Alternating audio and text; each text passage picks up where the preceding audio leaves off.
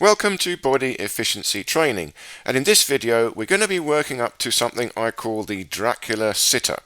So this is a short workout for the core, the hip joint and the spinal alignment. So you can just warm up with me now here as I'm talking, and we're working on the most important muscles in the body, and these are the muscles that hold our posture, and ironically these are the muscles that are most neglected, and these muscles are the psoas muscle, and this muscle, the psoas muscle, runs under the groin. It comes from the lumbar spine, goes forward through your body, under your groin and to the back of the hip joint. And when you flex this muscle, it levers you forward at the hips. You bend in half. And then the other neglected muscle that is very, very important is the TA muscle, the one that pulls your belly button in towards the spine. This is the transversus abdominis muscle. And this is the deepest layer to your abdominal muscles. There's 3 layers. And the second layer is the obliques, and these are also very important. They pull in the 2 sides. So here I'm doing that right now, pulling in the TA muscle, pulling in the obliques. I'm also locking the glutes, locking out the legs, squeezing the glutes. And now here I'm starting to lever forward. So this is the same movement as the sit-up, but you can see we're standing up, so gravity is acting differently on us. We are falling forward rather than lifting ourselves up. So we can concentrate on getting the correct movement. This is virtually identical to the sit-up. It's not quite, but nearly there. So we're trying to keep the S-curve in the spine. There's a lumbar arch. You lift up the rib cage, tilt the sternum slightly up, lift up the shoulders, pull them back a bit. Then you stick your bottom out as you lever forward, feel the hips stretch back, and as you come up again, you squeeze the glutes, push the hips in and rise up onto your toes. So as you lean back, your weight goes to the heels, you feel a projection in the hips, and as you come forward, the weight goes to the ball of the foot as you squeeze the glutes and push them forward. So keeping the S-curve, now here, arms forward, my shoulders are still up and back, even as I go forward. So I'm not so much doing the movement as concentrating on trying to keep my spine correct.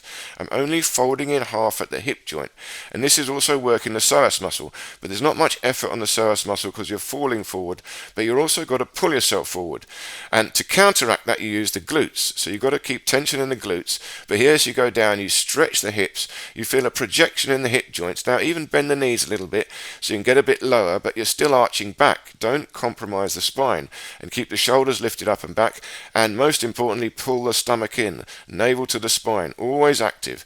Nice and tall as I come up, squeeze the glutes, push the hips forward, and as you lever forward, projects the hips back, take your weight back into the heels to counterbalance, and try to keep your arms in the straight position right in front and the spine in its natural S curve. So now we're moving on to a big circle, nice and loose, loosen up, relax, twisting out left and right, and this twist is to help you get the spinal alignment. A nice line from the crown to the sacrum, and you're just pivoting along the line, and you're just trying to find the nice spinal alignment and loosen up the body in that perfect alignment. Now here we do a little bit of spinal twist, so lift up the shoulders, the rib cage, lift up the arms, the elbows pull back. You've got a strong arch back in the lumbar, but to counteract that you must pull in the TA muscle and the obliques. You tilt the sternum slightly up, you can see the hips project slightly back like you're sitting on a chair, but your feet are pointing out, so there's an opening in the hips in front, so you feel a stretch in the hips, a stretch in the rib cage in the shoulders, an arch in the spine, but you're pulling in with the TA muscle, the midriff, the waistline and the obliques, and you're twisting from the obliques, and you're very careful of the spine. Don't over twist, just feeling an even stretch through the whole spine. You want to have the natural S curve before you twist, so it's very important, don't twist too far, too soon or too hard. Ever so slow, ever so careful. So now let's move on to sitting down and starting the sit-up. So this is all about the psoas muscle. There's 2 parts to the sit-up. There's one that actually levers you off the ground, and that's the psoas muscle that works at the hip joint. So that's the same movement we were just doing there, bending forward. But now we're bending forward while we're sitting on the ground, so we have to lift ourselves forward. And then there's also the abdominals, and the abdominals are the ones that crunch your spine over. So there's 2 different things going on. So first of all, we're trying to find a nice spinal stretch sitting down. So you've got your hips projected slightly back. You're on the sit bones. You should feel your sit bones nicely on the ground. Your knees falling out, your toes pointing out, so it's as relaxed as you can be. Lift up, stretch up the rib cage, pull in the stomach, and you've got a strong pull in the stomach to counteract the backward arch. Now you keep in that arch, and what you do is you start to lean back, but lean back only at the hips. You mustn't crunch your spine or hunch your spine. So it goes very deep down into the groin. Now you're trying to isolate the psoas muscle itself. It's difficult to do because we're not used to using it. So go very slowly, very carefully. And you must pull in the TA muscle. So it's very, very important. The TA muscle is working and the psoas muscle is working. And then you try a little bit further. Your hands are in front to counterbalance. And as you lever yourself up, you're trying to push your hips back into the ground. So as you go down, you're squeezing the glutes, but arching back. As you come up, you're pushing the hips backwards into the ground. And you'll see if you push your hips backwards, it helps you come up. This is the other end of the psoas muscle. It runs from through your body to the spine and then underneath to the back of the hips. So when you pull the back of the hips back, it pulls your lower spine forward. You're folding in half. And here's a little stretch. I'm arching back, reaching back, lifting the ribcage, shoulders, and then again gently twisting, but don't do this too hard, too fast. And then the opposite, stretching forward. But now I'm not falling forward. Again, I'm trying to use the psoas muscle. So I'm still trying to arch back, trying to not to compromise my spine as best as possible. And I'm pulling myself forward with the psoas muscle itself. So I'm not pulling with the fingers, I'm just holding loosely, but I'm pulling my lower belly into my thighs, upper thighs. I'm trying to fold in half at the hip joint, and I'm trying to project my hips backwards. My sit bones project back. It's a strong, strong stretch in the hip joint itself. So if your spine is not moving, what moves? It must be the hip joint itself. And now we go down to the moving up to the sit-up. So now here we'll see there's two parts to this. The first part is the abdominal layers. You've got to pull in the TA muscle first, pull in the belly to the spine, pull it back. Also pinch in the obliques, and only after you've done that, you start to crunch up.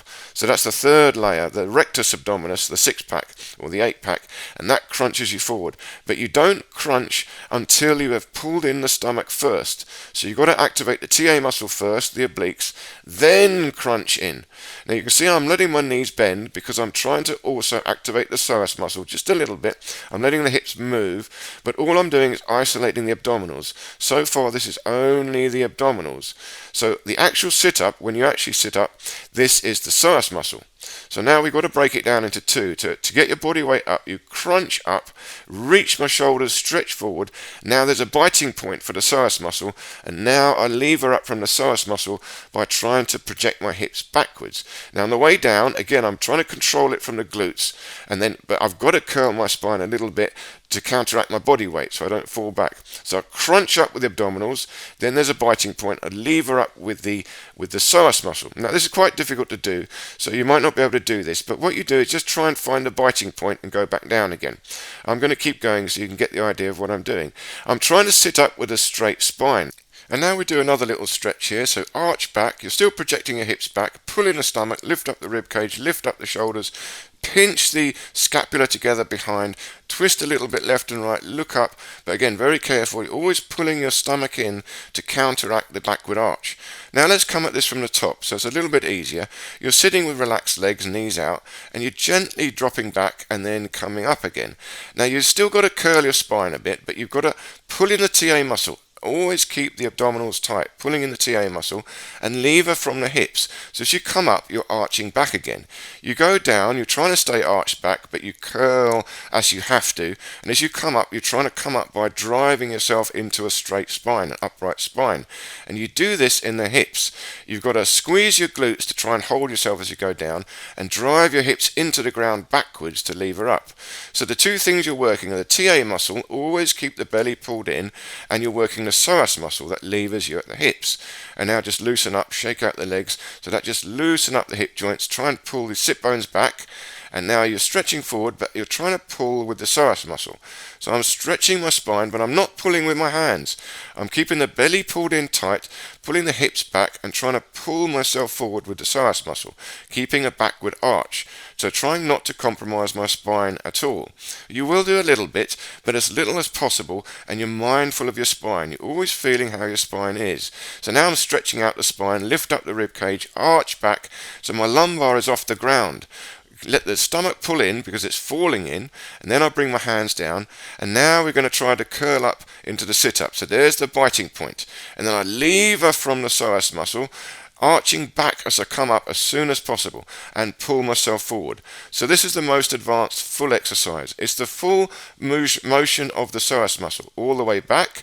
I pull up, lever up, and pull myself all the way forward, trying to use the psoas muscle and the rotation or the movement in the hip joint.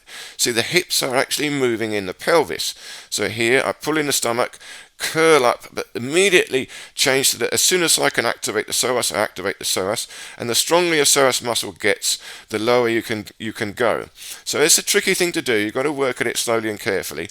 And here's an even more advanced one. You're also bringing in the obliques. So I'll lever to one side or twist to one side as I go down, controlling, always pulling in the TA muscle, pulling the obliques, and trying to lever from one side of the psoas more than the other side.